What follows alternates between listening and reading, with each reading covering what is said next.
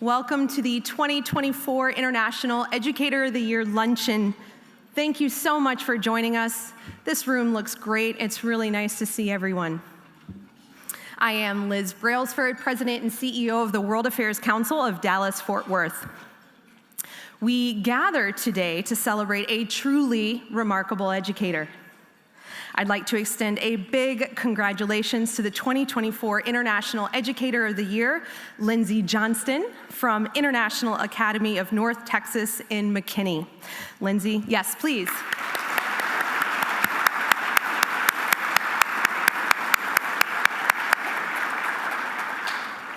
Lindsay, I look forward to hearing about your passion for education and your love for your students. We have two Medal of Honor recipients participating with us today. Unfortunately, at the last minute, our original keynote, Flo Groberg, could not join us due to unforeseen circumstances. So we're not going to have him in person, but we will have him on video.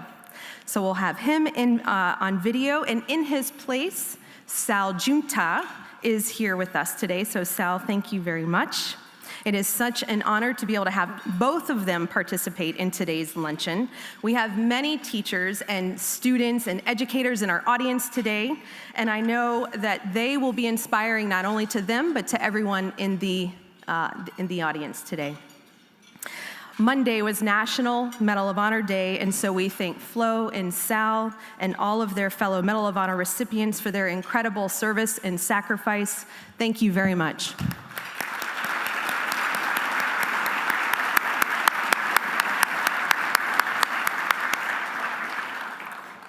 The Council's Global Young Leaders Program is the only educational initiative in North Texas focused on global competence, with Junior World Affairs Council clubs on over 60 high school campuses in the region.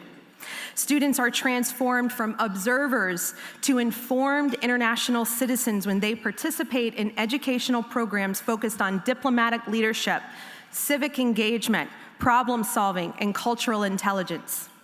We'll hear more from the Council's Director of Education, Jennifer Bowden, about the fantastic initiatives that we offer to students and educators across the region. This important work would not be possible without your support. The sponsors of today's luncheon enable the Council to provide students with the skills and tools necessary to make a positive change in our community, effectively interact with people from different backgrounds, and compete for jobs in the global workforce. So thanks to all of you, and another round of applause, please.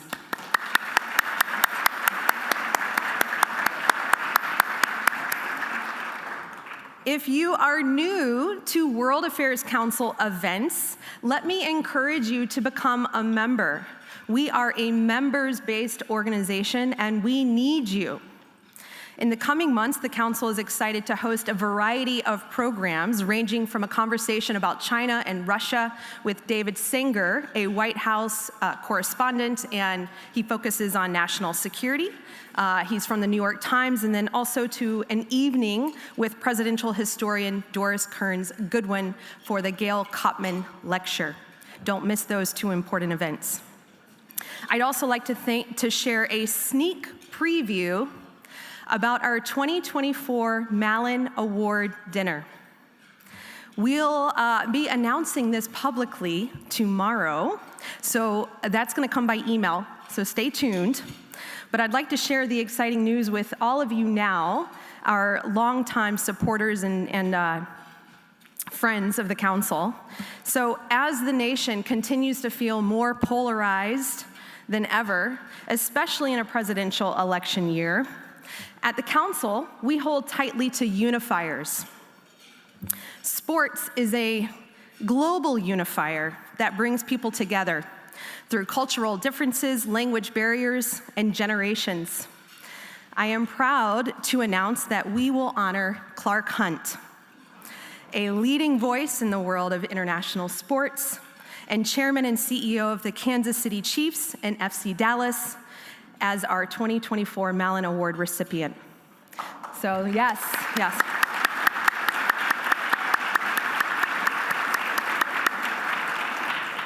More details will come out about that tomorrow. As president and CEO, having an active and engaged board is absolutely essential, I am fortunate to have a stellar chairman by my side, Brendan McGuire. Brendan, thank you so much. And Brendan is the regional president of PNC Bank and an underwriting sponsor of today's luncheon. He'll be coming on stage in a moment, but first, we'll have a brief video from Medal of Honor recipient Flo Groberg. And then before that starts, just a quick reminder, if you can silence all of your cell phones and any other electronic devices that you may have on you, and we appreciate that. Thanks again for coming. Hi everybody, Flo Groberg here, retired Army captain and Medal of Honor recipient. I wanted to send y'all a quick note on this luncheon for the World Affairs Council of Dallas to let you know that, one, I apologize for not being there in person. Hands down, without a doubt, I wanted to be there. But unfortunately, I have bosses, and these bosses dictated my path towards being in California on this very specific day at this very specific time. But it's okay. I'm pretty sure that you have an even better speaker on hand, and so I'm excited for y'all to get to hear him and hopefully share some amazing thoughts.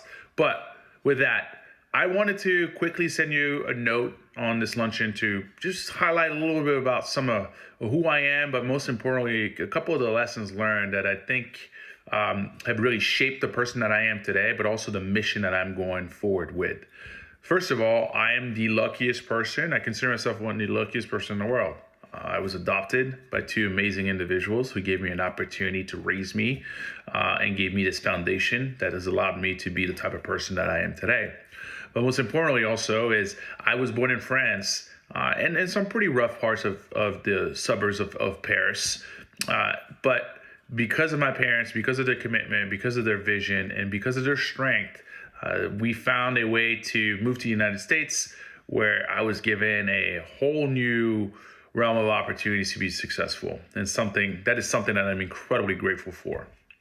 And so a couple of things happened in my life that really, I would say, changed my path, or at least cemented my path towards the person that I am today, and specifically towards the decisions that I've made over the course of my life so far that have guided me to this place today. One of them was my uncle being killed by a terrorist in 1996 in North Africa. That difficult moment for our family, for myself as a young man, was something that really shaped a different mindset that I expected I would potentially ever have at that age. But most importantly, it gave me a perspective and understanding of the evil that is out there. Now you fast forward a few years later, here I am naturalized as a US citizen in February of 2001.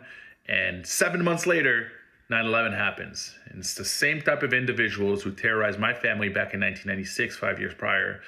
Now I have attacked my newly adopted country.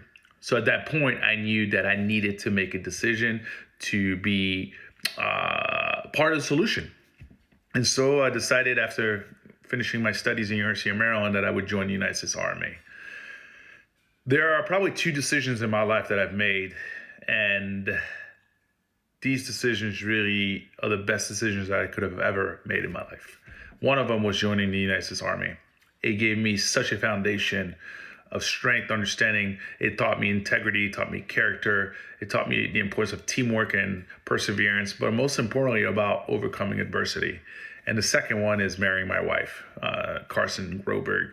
We've been together almost 10 years now. We have a 15-month-old. I'm very proud of him. He is a little nuts, and so I definitely see a lot of myself in him. And sometimes that's a good thing, and sometimes that's maybe not such a good thing, because I know how difficult I am. So I understand how the next probably 17 years are going to look like, and so on and so forth. But one thing that I want to go back is to that foundation of the United States Army. And people ask me today, hey, you're a Medal of Honor recipient. How did you make that decision? Hey, Flo, you've worked at in the agency, or one of the three-letter agencies. You worked at LinkedIn. You worked at Boeing, Microsoft. Now you're in private equity. How did you get there? Well, from the correlations between the actions that happened on August 8, 2012, when my team was faced with two suicide bombers and we lost 4 great Americans: Command Sergeant Major Griffin, Major Gray, Major Kennedy, and Reggie Abdel Fattah. To me, going into these different environments with some of these top companies in the world without really the educational background, it all comes down to the foundation that I learned, really starting from basic training in the United States Army, which is nothing is about you. It's about your environment. It's about the people around you. It's about the mission. It's about your purpose within that mission. It's about your expectations and how others expect you to do your part and trust you to do your part. And I learned that in, whether it was in Georgia in basic training or in Ranger School in Georgia and Florida or in the mountains of Afghanistan. It's always been about teamwork. It's about doing the right thing when no one's watching. But most importantly, it's about doing right by those around you, because they're going to put their lives on the line and they expect you to be the best of the best, but also they expect you to do the right thing when no one's watching.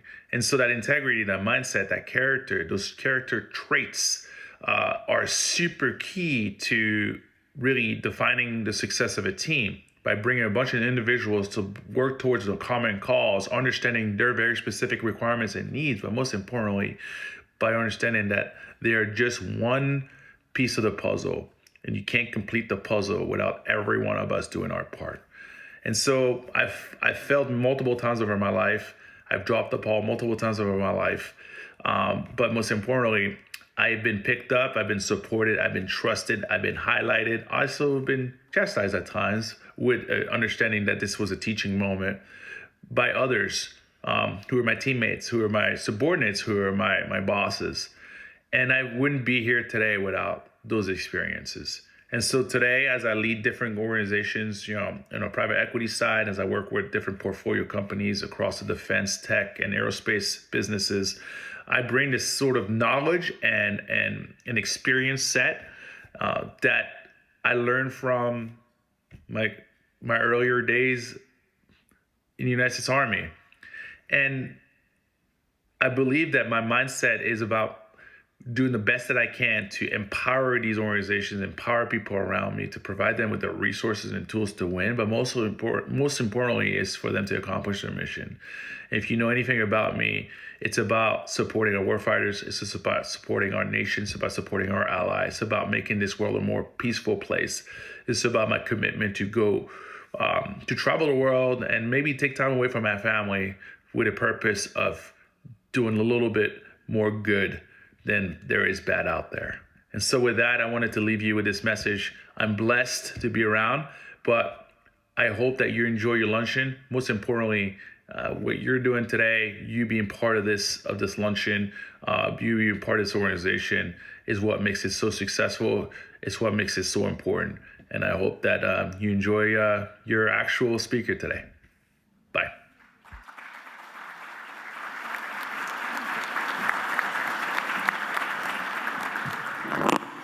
So now you get to hear from me after that amazing message. Let's, as Liz mentioned earlier, I'm Brendan McGuire, Regional President for PNC Bank, and I'm also the Chair of the World Affairs Council Board, and I really appreciate all of you being here today.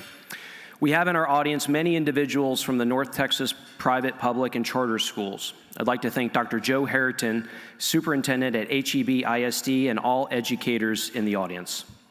Your engagement in the Council's work and in supporting such a phenomenal educator as Lindsay is essential in impacting the lives of students across North Texas.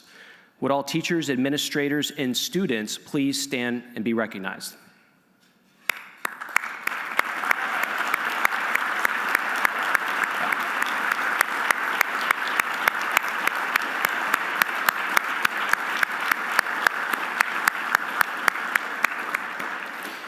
Last year, nearly 8,000 students and 1,000 educators participated in the Global Young Leaders Initiative. This important work would not be possible without your support. Our underwriting sponsors for today's program are Baker Botts, Barnes & Thornburg, Haynes & Boone, Cosmos Energy, PepsiCo, PNC Bank, and Linda and Richard Schaefer. Additional thanks to our generous patron sponsors and the Council's Board of Directors for supporting the Global Young Leaders Program. Will my colleagues on the board and patron sponsors please stand to be recognized?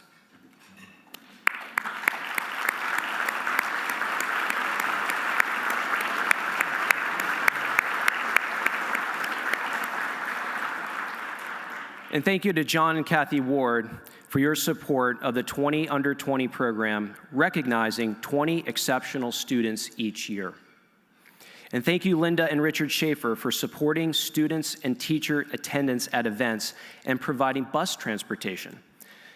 I see we have a few local governments in the audience as well as members of the Counselor Corps of DFW. Thank you for your steadfast work in our community.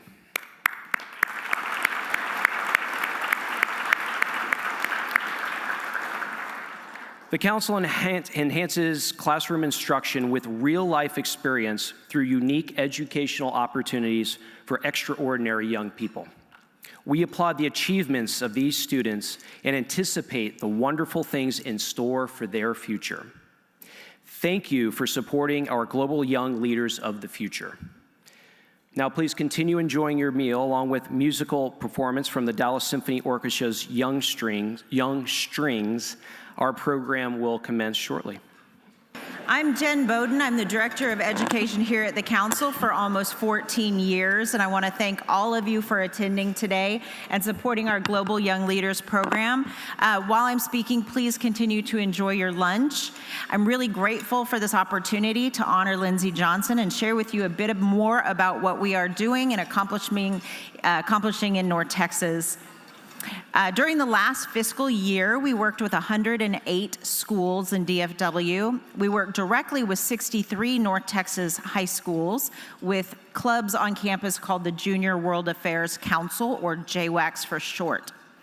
As Liz said, our mission is to provide North Texas students with the tools to effectively interact with people from different backgrounds, improve our community, compete for jobs in a global workforce, and we do that using programs focused on leadership, civic engagement, problem solving, and cultural intelligence.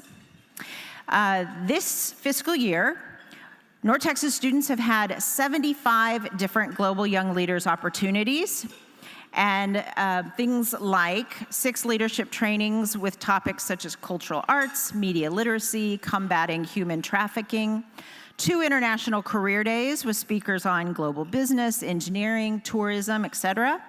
Our Pinnacle Group Academic World Quest, where our winning team, which this year was Allen High School, will represent DFW in DC in a few weeks. We've had 9 student-led discussions on topics including things like Sudan, nuclear testing, book banning, which is quite the topic right now. We've had an art contest. We've had several service projects and socials. We've also had our top 10 JWAC Club Awards. Students have attended numerous speakers in person, online, and at their campus. Plus, they can earn a Global Leadership Certificate or a graduation cord every May, based on their participation. Teachers have had the opportunity to earn professional development credit through several free workshops, including our 4-day global classroom in July and world religion workshops through visits to local houses of worship this spring.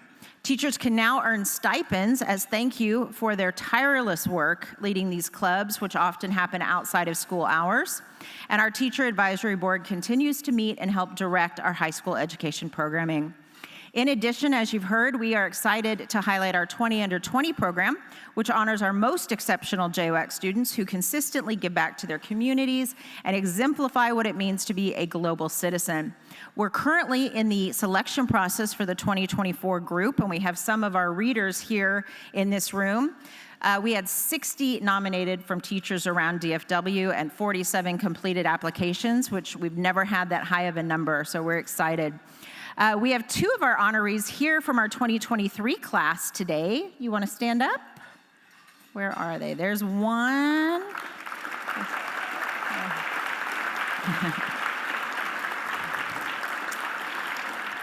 And it's honestly amazing to see what these kids do when they go on. We try to keep in touch with them, and mind-blowing, the stuff these kids end up doing.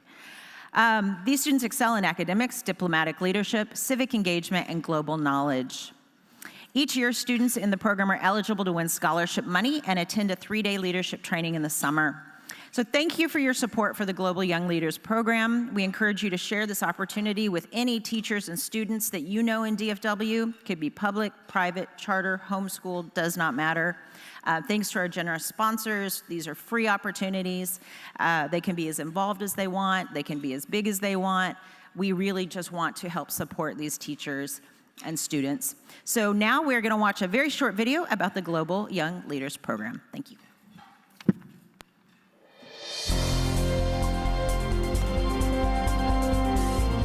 I am a global young leader. As a global young leader, I can make a positive change in my community today, and my goal is to make a change in the world tomorrow.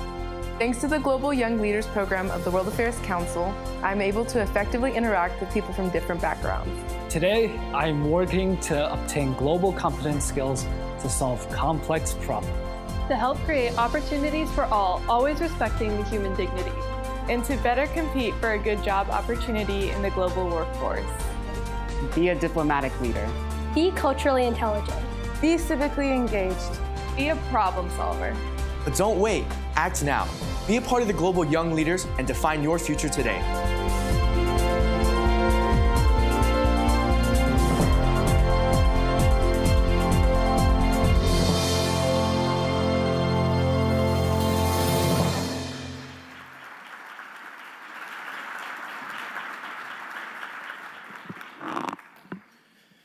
The Council has honored educators with this award since 2008. Every morning, educators across the nation take on arguably the most important job in our country. They work tirelessly and creatively to prepare our youth. They keep the future's best interest at heart, and it is important that we recognize that educators within our community are the heroes and heroines they are. Here today to introduce our honoree is former 20 under 20 winner, Arjun Dandinari.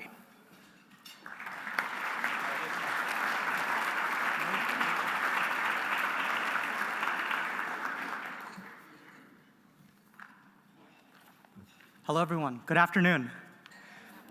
My name is Arjun Dandinari, and today it's my distinct honor and privilege to bring up the 2024 International Educator of the Year award winner, Mrs. Lindsay Johnston. I remember as a class when we met Ms. Johnston for the first time, we were really broken up into two groups: the people that were lucky to get the teacher we knew, the people that were unlucky to get Ms. Johnston because we had no idea who she was. Back in the day, there was no rate my professor, so we really had to gunsling it. But very quickly, we realized that we were part of the lucky few that had the opportunity to learn under Ms. Johnston. She understood her target demographic pretty well early on. The jokes were hitting, and we absorbed a lot of information very quickly. And she was ever the diplomat, right? I want to paint the picture for you guys in this classroom. She's teaching partition to a bunch of Indians, Pakistanis, and Bengalis, right? During the Cricket World Cup. And India and Pakistan were playing. Tough, it was a tough time. But ever the diplomat, she gave us the ability and a platform to succeed. All of us, we became very, very good friends and had amazing relationships. But one thing that she taught us was perspective. And I remember when I started the Junior World Affairs Council, it was 5 kids and a plate of cookies. The next week, it was 2 kids. And the first question was, where are the cookies? So, without Ms. Johnston, maybe it was a lack of my leadership, but we had a horrible attrition rate. And I was going broke because, I was in 8th grade. I didn't really have much of a cookie budget. But it is what it was. But, one thing led to another. And by the time she became our student faculty leader, we had about 40, 50 kids. She said, Arjun, we have the ability to be global leaders today from our small school in McKinney. We wanted to choose something that was niche to us, and we chose global demining efforts. Something like my parents, as well as Mrs. Johnston, love Princess Diana. And for us, an opportunity for us to continue her work was important. Originally we wanted to demine Iraq or Afghanistan, big headlines, it would have made the news. But she chose Kosovo. We're like, Kosovo? What's Kosovo? But Kosovo had the opportunity to be a real contender in the modern place, in the 21st century, having American values of liberty and democracy. And we knew that we could make an impact very early on. My senior year, we donated thousands of dollars, but subsequent years, even after I graduated, Ms. Johnston had the ability to give that platform of flexibility and leadership to all of us. And I know many of us would have killed for the opportunity to edify Ms. Johnston for 2 to 3 minutes uninterrupted. So on behalf of not only all the people that she's impacted, she's responsible for millions in scholarship at our small school in North Texas. 3 Hunt Leadership Scholarship finalists and then acceptances.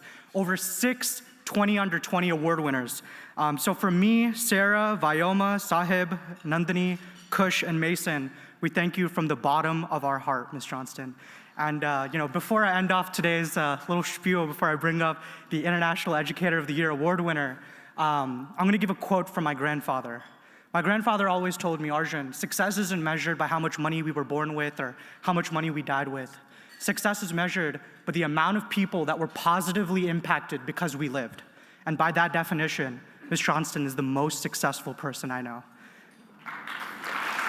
So please help me welcome the 2024 International Educator of the Year award winner, Ms. Lindsay Johnston.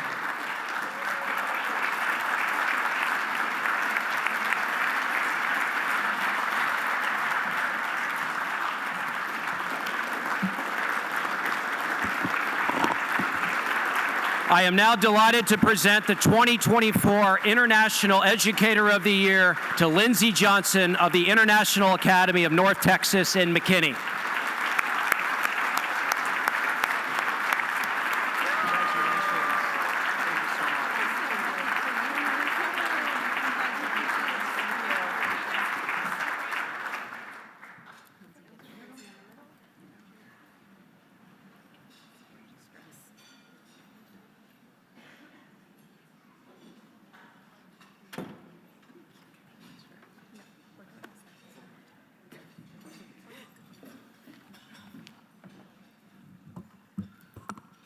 Good afternoon, everyone. Thank you for all taking the time to be here today. It is such an honor to be recognized by the Dallas-Fort Worth World Affairs Council for my work in the classroom and with our JWalk. It's also really intimidating talking in front of this many people, even though that's what I do every day. So this is kind of exciting. Teaching has always been a challenging profession, but even more so since COVID. As educators, we weathered the COVID storm, reassuring ourselves that soon things would be back to normal. 4 years later, normal has become a very elusive fairy tale. As educators leave this profession in droves, we've all been forced to re-examine our why. Why are we in the classroom? For me, JWalk is a huge part of my why. I did not aspire to be a teacher. In fact, it is the one job I swore I would never do. With undergraduate degrees in political science and history and a master's degree in international diplomacy, international relations has always been my passion. I told myself that someday I would chase a career in the international affairs world, maybe in Geneva, Brussels, or London, or to go back to school for my PhD to teach at the university level. Teaching high school was going to be a one-year gig to help pay the bills until I could make the leap. My mom encouraged me to go into the classroom, seeing something in me that I didn't see in myself. As it turns out, she knew what she was talking about, and I know that she would be so proud of me today. 16 years later, I now know that my job is to inspire the next generation of international leaders. Working in a K-12 International Baccalaureate World School with truly gifted students with exceptionally diverse backgrounds, I am given the opportunity daily to use my passion and my knowledge for the world to inspire others to find their place in the world of international relations. Our JWalk started with Arjun, the cookies, and a small handful of students. It has grown to one of the most prominent clubs on campus, this year with almost 100 members. Our students, through our annual Kosovo Campaign, have not only raised $20,000 for Halo Trust for demining in Kosovo, but they have more importantly forged relationships with students in Ferizai and have impacted the lives of many school children in our Lot village, even being recognized by Prime Minister Kurti 2 years ago on his travels to Texas. Our club has members and officers passionate about making a change in the world, not just once they're older, but now. Through our JWalk's new initiative, Talk, Believe, Work, Peace, students have a platform to advocate not only for demining in Kosovo, but for political prisoners in Russia, like Vladimir Kara-Murza and the late Alexei Navalny. They have the ability to advocate for greater human rights in Myanmar, peace in Ukraine, and for so many more topics. Our JWalk allows students to explore their passion for international law, human rights advocacy, and more. Thank you for the opportunities and the framework that this council provides for our students. It is an honor to be able to channel my passion for these topics and to guide our students at the start of their journey in the international relations world. Thank you for supporting and recognizing teachers like myself and for making all of this possible.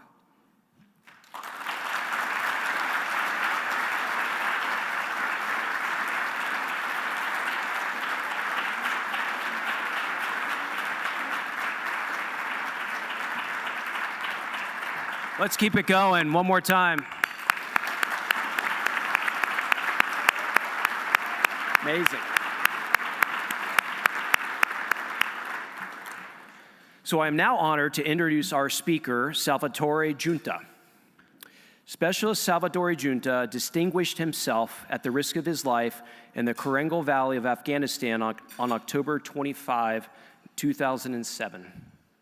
While under heavy enemy fire, he took cover and engaged the enemy.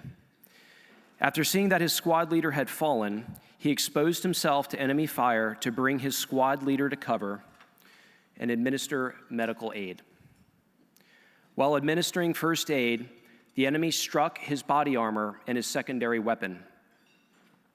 Under fire, he continued to engage the enemy and used grenade explosions for cover to hide his position. While attempting to reach additional wounded fellow soldiers, he and his team encountered a barrage of enemy fire that forced them to the ground. His unwavering courage, selflessness, and decisive leadership while under extreme fire were integral to his platoon's ability to defeat an enemy ambush and recover a fellow American soldier from the enemy. In 2010, the White House announced that Staff Sergeant Giunta would receive the Medal of Honor, the first awarded to a living recipient since the Vietnam War. Please join me in welcoming Sal Giunta.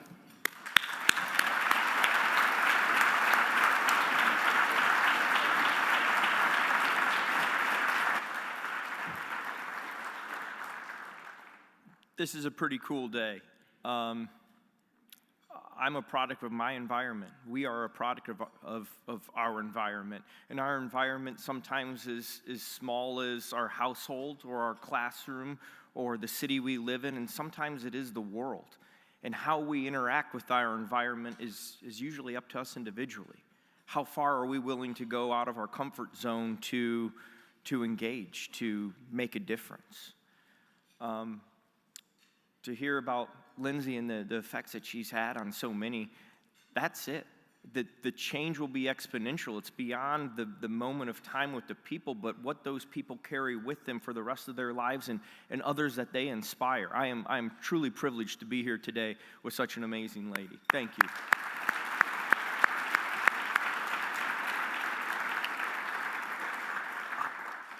I have made it a point to thank the teachers because I was not a good student. I ended up starting a scholarship at my high school, and I go back, and some of the teachers that were my teachers are still teachers, and I go back and I make my rounds of apologies and tell them how important what they did that I didn't realize then was, but how much I appreciate it now. And I don't think you truly know until later in life, and you're like, I know this answer, or I know how to take this situation because of what was instilled in me. My actions were instilled in me. They were expected not of me, but of us. You know, I grew up in Cedar Rapids, Iowa, a city about 120,000 folks in eastern Iowa. Life was good. You do good things happen to you. Do bad things, and bad things will happen to you. It's pretty simple. And I remember I was in high school, my junior year of high school, and I was sitting in chemistry class early morning because that's when the smart kids went to chemistry class, and it was kind of like a team thing in chemistry, and so it's good to be on a good team. That's important, right? You don't need to be the smartest person, just be with other smart people. Pick your team wisely. I did, early morning chemistry. And someone came to the classroom, and they said, hey, turn on the television. A plane just flew into a building in New York. We thought, this small plane in this big building, and this terrible accident, and we turned it on, and it was this big plane in this big building and this terrible accident. And then as the second plane flew in, it became apparent that it wasn't an accident. It was an attack on America. Not our camouflage-wearing, gun-toting, military strategic target, but on our way of life. And that was when I saw just because you do good things doesn't mean good things happen. And it takes someone to stand up and be willing to be uncomfortable for others so they can have what they deserve. And I remember I called my mother up and I'm like, hey, Mom, think I'm going to join the Army? She said, Salvatore, absolutely not. You're 17 years old, go back to class. I understand this is a big deal. We'll talk about it when you get home. And this idea of service, this idea of selflessness, I want to tell you it was everlasting, but it wasn't. It was fleeting for me. I was 17 years old. It quickly became about I, and me, and do I have a date to the dance tonight, and do I have to work this week, and how much fun can we have without getting in trouble? That idea of service left me. And my senior year was coming to an end, and you know, I didn't have any of these great ambitions. My folks were on my case about SATs and ACTs, and I was like, I'm a sandwich artist, and I make delicious subs for people to enjoy. It's not my career, but it's a great stepping stone to something greater, and I'm happy with where I'm at. And so I was mopping the floor at Subway, 10:30 at night or something, and a radio commercial came on. It was like, come on down, see a recruiter, get a free t-shirt. I'm mopping the floor at Subway at 10:30 at night. Of course I want a free t-shirt. and so I went in, and the recruiter's there, and I'm expecting him to give me this spiel, and I understand sales a little bit. Keep your eye on the prize. Don't let them persuade you either way. Eye on the prize. Don't leave here without the shirt. Got it. And I walked in, and he said something I wasn't prepared to hear. He told me the truth. He said, we're a nation at war.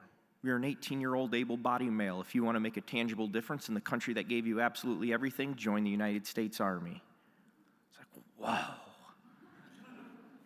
That was awesome. I think you should tell everyone who walks in here that, because that was super impactful. But so the radio commercial said I get a free t-shirt. I felt like that was our talk. And he said, well, we have this test. Take this test, this ASVAB test. It takes a couple hours to take. And I'm like, perfect. A test that doesn't matter so I can show my parents that I'm being proactive in pursuing a better future with no consequences other than a couple hours of testing. I'm in. I took the test, and the results came back, and they said I could do anything I wanted in the United States Army. No one's ever said that to me before. Usually they're like, Sal, if you redo what you just did and make it a whole lot better than you did the first time, anything you want after that, the world's your oyster. No one usually leads with anything you want. And I'm an easily excitable guy, and so I was thinking, man, what do I want? I don't even know what I want. And I'm thinking real fast because now's the time to decide, because I'm 18 years old and I'm excited, and the dude said, whatever I want. And so there was this parachute hanging from the ceiling. I promise you, I did not fully anticipate joining the Army that day.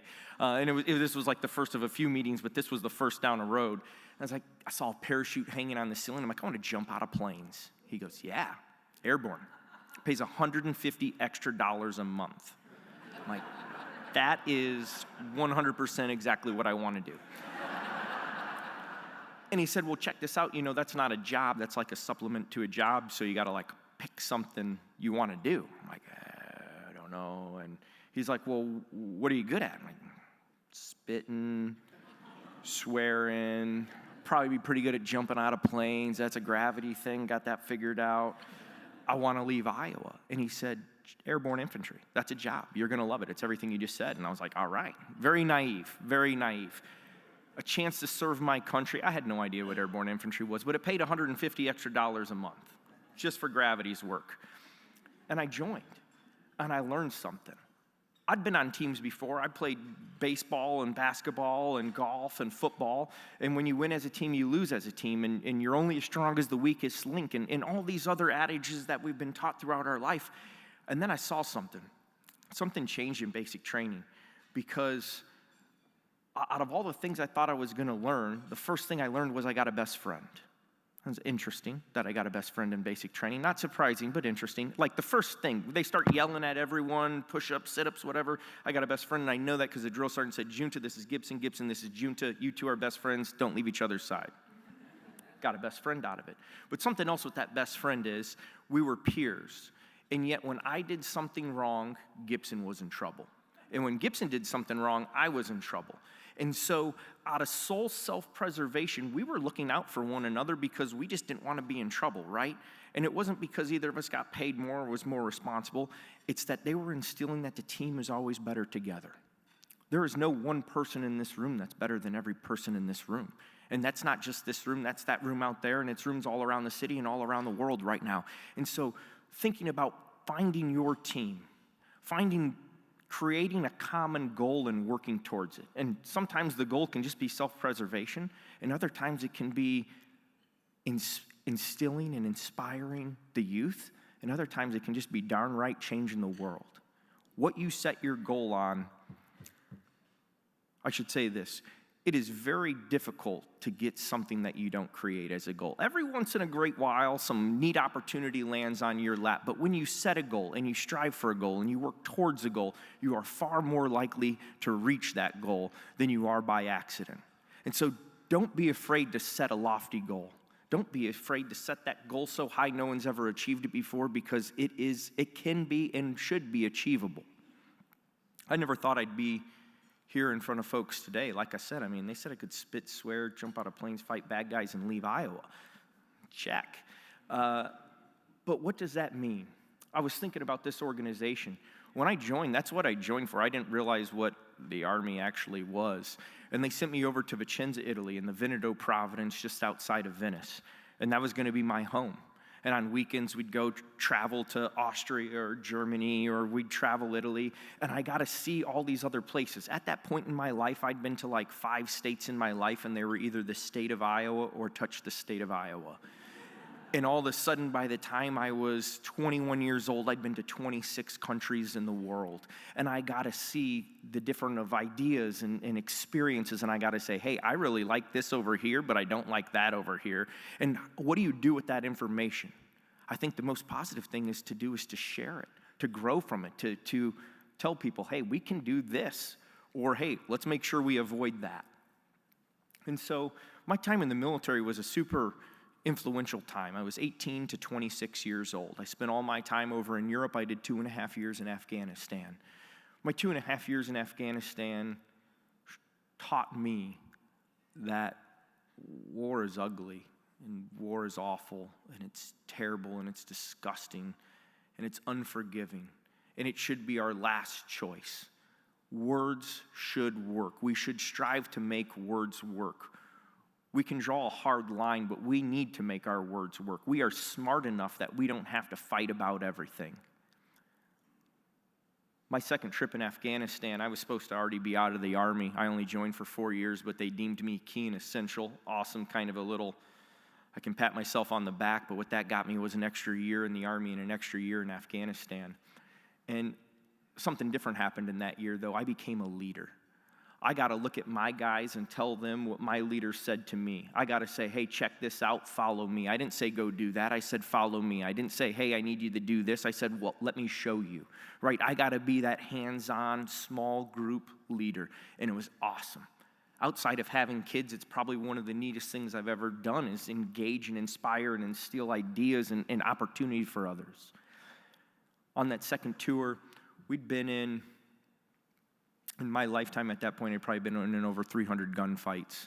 That second tour that night of my actions was not unlike any other night. There was 18 of us on a mountain in the Hindu Kush on the northeast corner of Afghanistan walking in the dark. We were going back to a place that had no power, no running water. We'd been from a place that had no power, no running water, and we were walking the mountains. The difference that night is the proximity, and we hadn't seen them take our wounded before. And that night they did. And so with the story that was kind of told, and I read what was in the flyer, I don't want to recount it by any means, but I want to tell you about it because I can't stand here and tell you that I'm the man. I can tell you we are. I can tell you what we did. And when I ran forward the first time, it was because Gallardo got shot in the head, got shot in the helmet. I actually thought he got shot in the head. He went down. I just figured I couldn't see him get shot up anymore, so I ran to grab Gallardo. When I grabbed Gallardo, I ran back to where Casey and Clary were. Casey's from Tallahassee, Florida. Clary's from Spokane, Washington. They're shooting as much as they can, so I'll just hide behind their wall of bullets. When I dropped Gallardo off, the first thing Gallardo did, he came to and he said, throw grenades. So the bullet hit his helmet, knocked him out. I thought he was dead. His very first words were throw grenades. I promise you, I've been knocked out a lot of times. The first words out of my mouth are always, what happened? It is. You're laying on your back, people are looking down on you, and it's like, whoa, what happened? Like, dude, you see, what was the last thing you remember? That baseball coming towards your head? Like, yeah, I guess so. He said, throw grenades. Selflessness, right there. He didn't say, I think I got shot in my head. I have no idea what's going on. He said, throw grenades, right? To snap back and put yourself in the moment to make a difference. When he said that, I started throwing grenades. Clary, from Spokane, Washington, he was shooting this M249 SAW. It shoots about 800 rounds per minute. Looks like a dragon blowing fire at night. I promise you, the way bullets go out are the same way bullets come in, and so when you look like a dragon blowing fire, you got a big target on you. And so that doesn't benefit Clary, that benefits us. He drew attention. I'm sorry, Casey. Clary had this M203, shoots a fist-sized grenade that shot out of a tube, takes 15 meters to arm. He's lobbing grenades. That's one of the greatest things about professionals is you don't have to tell a professional what to do. You let the professional do what they're a professional in. You can move on to the next task. Sometimes there's more boxes to check than people to check them, and when you're going down the checklist, you just need to divide and conquer. And we were divide and conquering that night. When Gallardo said throw grenades, I started throwing grenades and running forward. I saw Ekrode on the ground. Ekrode was shot twice in the leg, twice in the chest. Gallardo was already at Ekrode when I got to Ekrode. We ran together. The fact that Gallardo had Ekrode made Ekrode okay. That's belief that someone else can fulfill the same role that you can. No need for two people in one spot. You got them, I'll move. It would have been vice versa if I would have been there first. I ran forward and looking for Brennan. What I didn't realize is in the book, the military, the book says in a near ambush situation, you charge the ambush line, you create chaos. In their ranks, they create chaos. In yours, last man standing's on the winning team. A 75% casualty rate is an acceptable success rate. If you lose only 3 out of every 4 people, they'll pat you on the back and say, good job on defending that ambush. That's super bad to read, and it's super worse to know you're in that situation. And I was not running towards the ambush. I was running north and south, and the ambush was to the west. I came up on a spot where we should have had another guy, and he wasn't there. That was Brennan. Brennan was the kind of guy who always led from the front. He was our point man. I knew what he did. He charged the ambush line, so I didn't run to charge the ambush line. I ran the run after my buddy so we could grow that team I was talking about. And when I ran through, most of the fire was on Casey and Clary, and I came up on this opening, and I saw something I wasn't really familiar with seeing, and it was 2 people carrying 1 person and running away. And it was the enemy carrying Sergeant Brennan. I did exactly what I was trained to do, nothing more, nothing less. I eliminated the threat. I grabbed my buddy, and I took off running back the direction I came. This entire time, we had Apache TAC helicopters in the sky circling, but because of the close proximity of all this gunfire, they didn't engage. Not making a decision is making a decision, right? Not choosing to do something is making a decision. And they did that, and that was our protection. The second we created that gap, the Apaches went to work. That bigger picture, just because they weren't on the ground sweating and bleeding and hungry with us doesn't mean they're not part of the solution, right? That bigger picture. Above them, we had a Spectre C-130 gunship about 35,000 feet up in the air overwatching us. Everyone's looking after the next person down. I think about that moment in time, and it is such a small sliver of time, but it is humanity. It's not about camouflaging guns and anger and dislike or conquering. It's about love, care, and compassion for what you have. When what you have is worth protecting at all costs. When what you have is so precious that you want to share that with someone else. I never thought I'd be in that situation, and after that situation, nothing changes. That's called a day in combat. It's a bad day in combat, but just another day in combat. We stayed in that valley until July 29, 2008, and that was October 25th, 2007. It was a 6-kilometer by 6-kilometer valley. We were pretty busy in that valley, and we left. And I learned something. It's important to set a standard, and when you set a standard, it's up to you to hold that standard. You be the standard bearer. I can say, I expect this out of you, but I promise you I expect this out of me. we're not going to dip below the standard, and you have to hold everyone accountable. And that means calling people on the carpet sometimes and correcting the wrong. And sometimes it's publicly so we can learn the lesson of the individual. But as much as that can be necessary at times, it is necessary to celebrate and congratulate the good that is done. To call them on the carpet and say, this happened because this person did this and this team did that, and that's why we're in a better position than we were yesterday, holding them up.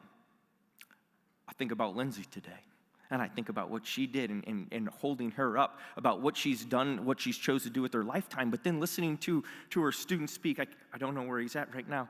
Incredible words, wildly articulate. Grabbed my attention, held my heart, squeezed it for a long time, gave me hope. I promise you, absolutely incredible. It's exponential, the impact you can make when you put others first. I had listened to Flo earlier. I love Flo. I've known Flo for about 10 years now. We both live in the North Texas area.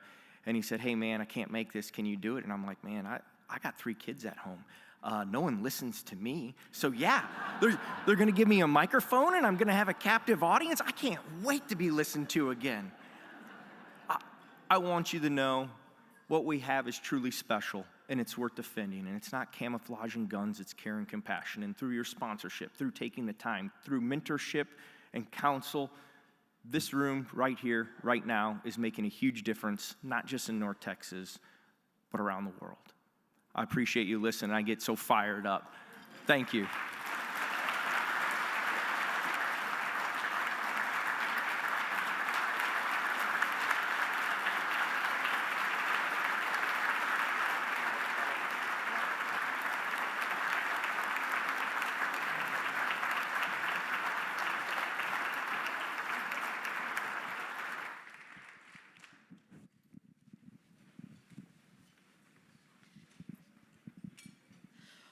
Wow.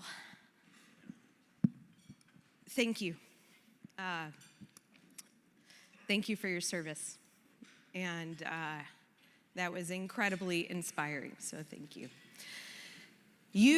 Well, let me start here. I'm going to ask one question, and then we're going to open it up to questions in the audience, so be thinking of things that you'd like to ask Sal. Here at the council, every day we provide a platform for civil discourse and civility. And we are in an era of polarization and divisiveness, and we're all facing it right now. We all feel it. It's stressful. It's difficult.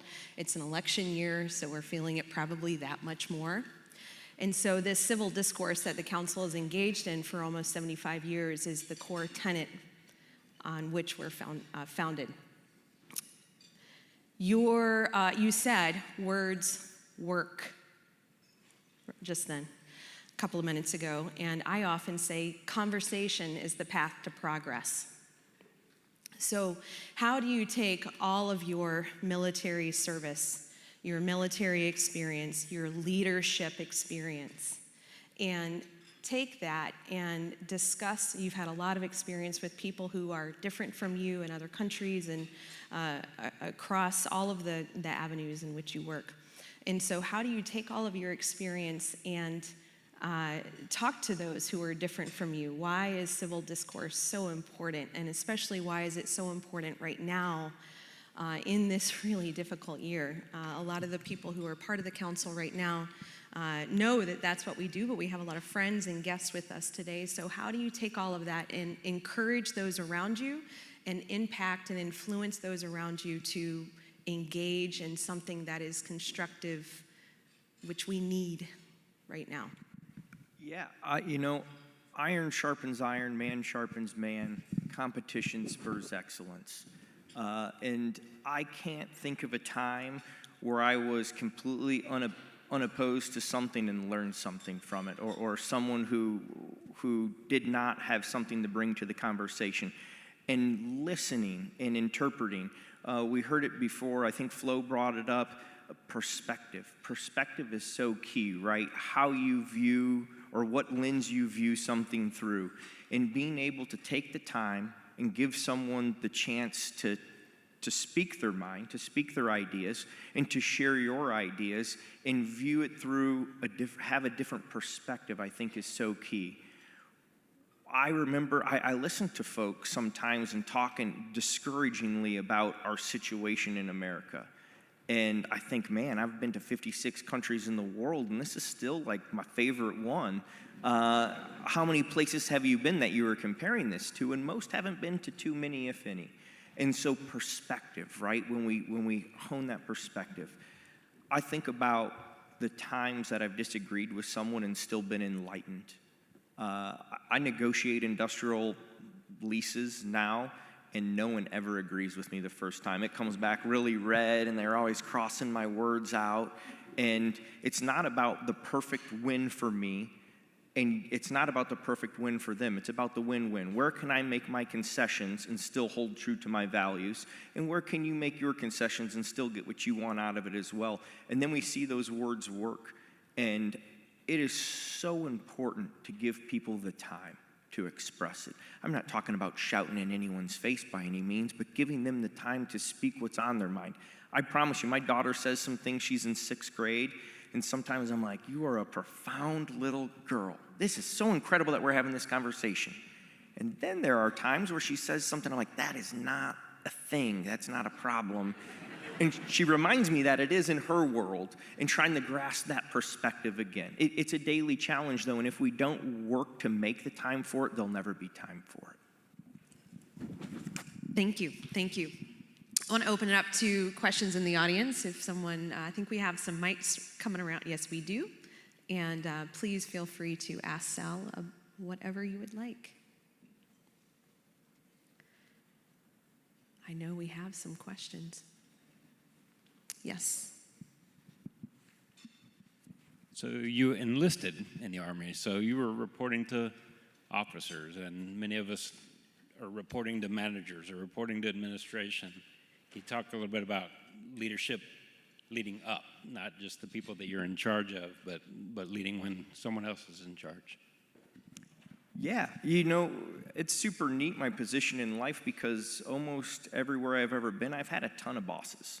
And what we can bring to that situation, for me, it was super neat in the military because I would say probably 80% of my officers appointed over me were from West Point. And where we were in Italy, we were in a prestigious unit, we had a serious job. We really did get a lot of the best, which was nice because the team, we didn't get to choose the team we got, but they were given to us, and that's how they felt about us. But it was neat to see when one of them, maybe 22, 23 years old, would say, hey, I read this. And it's like, hey, sir, when you were in college, I was fighting this war. And, you know, and when you were in this school, I was fighting this war. And so maybe you just, you know, close your mouth a little bit and listen, because I understand you can tell us what the book said. Then we can tell you how we figured that out in real life and about how do you interact. And I tell that story because every single one of them took less than a day to learn that lesson. And then all of a sudden we had respect, right? Crawl, walk, run. And they were used to running and being tough in their position because they're the boss. And the answer is you can lead, but you also have to listen. And when people know that you have their best intentions in mind, they follow much more freely. When it's not about the paycheck, but it's about the quality of life. When it's not about this next thing, it's about all things that will come after this. I was truly blessed in the military.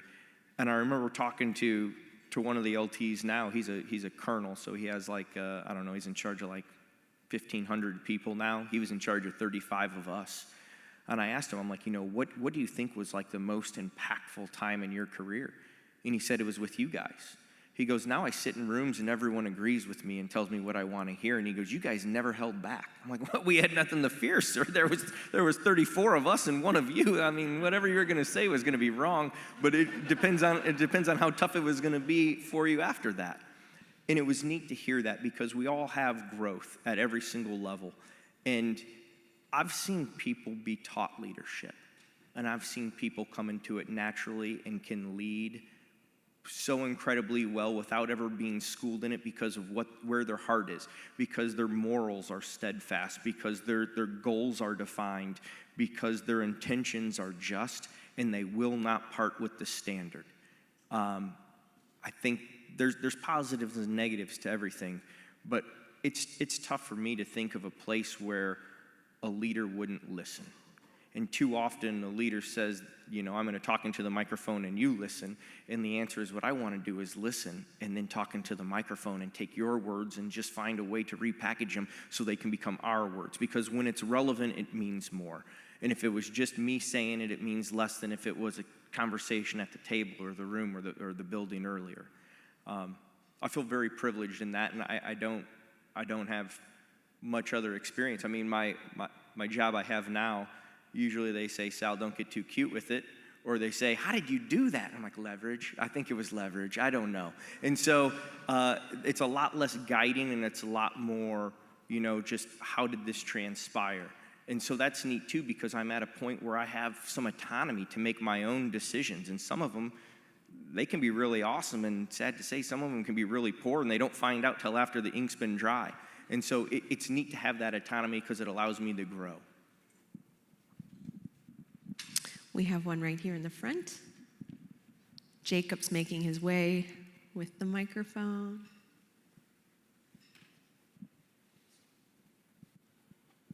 So my question for you is, what would you say to more recent veterans making that transition out of the military into a more corporate setting? You mentioned multiple bosses throughout your career, but just that transition, because it's a big one for many. To truly transition is key, right? And I don't think it happens in one moment. I think it's different phases of transition. And for me, I felt awkward because I didn't have a transition. They're like, you're doing this in the Army. And then finally, Leroy Petrie was the second living Medal of Honor recipient. And then they're like, okay, once Leroy goes to the White House, you go to the White House, you give him a little pep talk, and then you can leave. And I left. I'm like, holy cow, now what do I do with my life? I was just so excited about doing something different, I didn't think about what different was. And I floundered, again, going back to that goal-setting direction. For me, I didn't have an education, so I went to Colorado State. I got my education. Make yourself useful and then get put to work. What you did will always be part of you, but it doesn't have to be all you do.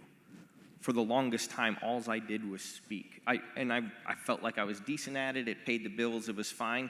But it forced me to live in the past and not look forward towards the future for growth, for my own ambitions. It's when you sit in a soft chair and drink cold drinks, it's easy to be comfortable, and comfortable tends to make you a little more stagnant. And transition is the opposite of stagnant. It has to be a forceful change. And that's in your mindset. I think that's in your actions. I think that's in your goals. And I mean, you're in transition now, just for veterans in general. Yeah, there is no silver bullet, but I think planning to do something different so the outcome will be different. And expect it not to be overnight. I mean, heck, I don't think I truly transitioned out of the military and into more of a civilian mindset probably until like 10 years later. Right? And that was a 4-year education, and that was doing different things. I wrote a book, and I went on tour doing book stuff, and it's like, but what I talk about is the past. And that transition really was a long time in coming, but always looking for the next opportunity, the next way to be a better person tomorrow than you are today. And that is the transition from the military.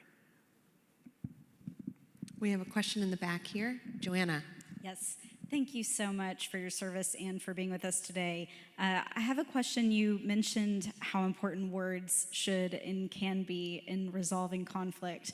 And a lot of times civilians only hear about the combat. So I would love to hear an example of where you saw words used to great effect in your service. And also how we as corporate leaders, civilians can support that type of activity and help continue to promote the use of diplomatic engagement instead of combat. And finally, we would love to know if you're still a sandwich specialist. Yeah, I think that's probably one of my biggest beefs with the military. Although my experience was very jaded, I did join airborne infantry needs of the Army, and we don't have a whole bunch of like life skills. They gave us guns and they taught us how to shoot them really proficiently, and then sent us about in a way that we would be busy doing our chosen task. And so in my 8 years in, I never really can think of one particular instance where I saw words work. I think in the reference to the leadership comment, there are words that work in general interaction, but our job was, they called us in, and no, when we showed up, we weren't talking. And as I get older in life, I regret that, right? Used as more of a tool than a solution. And I want to be a solution. I want to be a little more dynamic than the hammer just banging the nail in. And my experience in was very much the hammer banging the nail in. Am I still a sandwich artist? I'm not. I am probably the biggest critiquer of Subway sandwiches, though. And I think, man, that guy's no sandwich artist. I'm headed to Jimmy John's next. I'm going to try something different. It is interesting to think about. I tell folks, I'm 5'9". I'm a kid from Cedar Rapids, Iowa. And the opportunity that I've had because I've been open to change, because I've been open to a new adventure, and thinking that one door was closing and another was opening, and I went through the open door and found it was a hallway full of other open doors, is tremendous. And thus far in my life, I haven't seen that change at all. It waxes and wanes at the pace of how many doors open and close, but there's always doors open and other avenues to go down and new adventures to be had, and the outcomes sometimes are unfathomably awesome. So we're going to start closing remarks in a second, but I have to say, as soon as I turned 15, I too was a sandwich artist. Had to save up for my first car, Good training ground. Yes, that's right. Now, I'm, you have to critique them. I also was prodded to say that I want to thank that my aunt, who's here for the first time, visiting me, Elizabeth Tong, who I was named after, and her mother, my grandmother, she's here visiting from Maryland. So, dear Auntie, thank you so much for being here.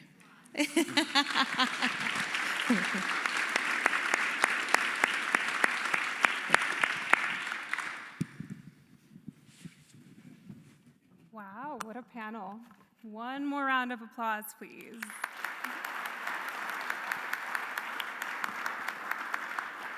My name is Rebecca Acuña. I'm a Director of Government Affairs at PepsiCo, and I am so thankful to the World Affairs Council for letting me deliver closing remarks today.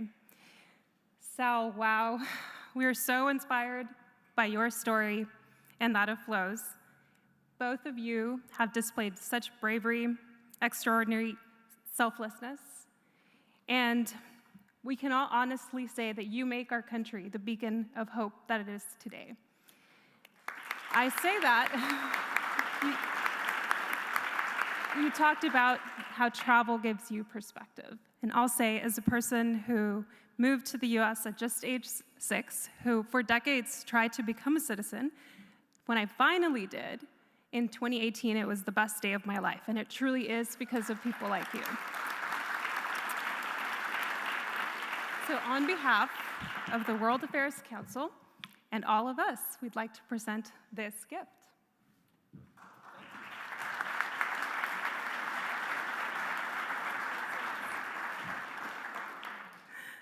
For our wonderful teacher, I want you to think about the teacher that made such an impact in your life, how that teacher might have impacted you.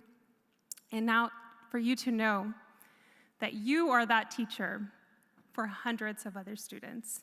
Thank you for changing lives and for giving young people a global perspective.